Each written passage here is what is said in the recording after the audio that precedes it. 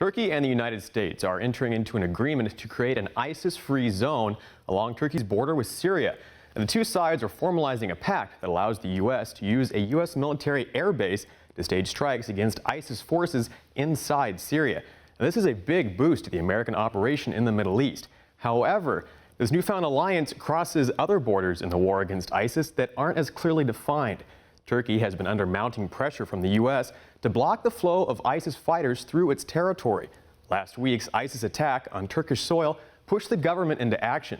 But while creating this ISIS-free zone along the border would be a good step in that direction, it also directly conflicts with Kurdish claims in the region. Turkey and the Kurds have been at odds over territory since 1984, and Ankara views the Kurds in the area as dangerous militant rebels. However, the Kurds are also major U.S. allies in the fight against Islamic terrorists in Syria and Iraq.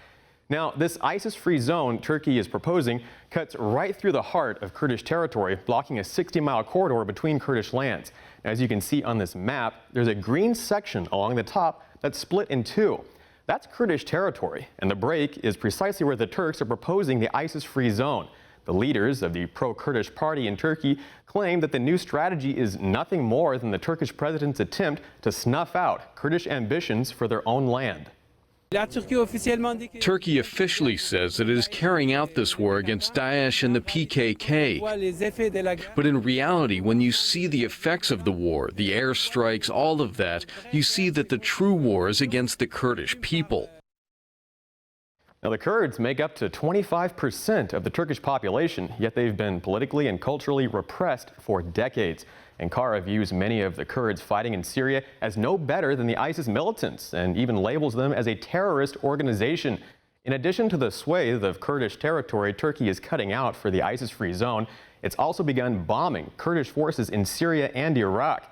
Turkish forces carried out several airstrikes against the Kurds in northern Iraq on Tuesday night after receiving full political support from NATO.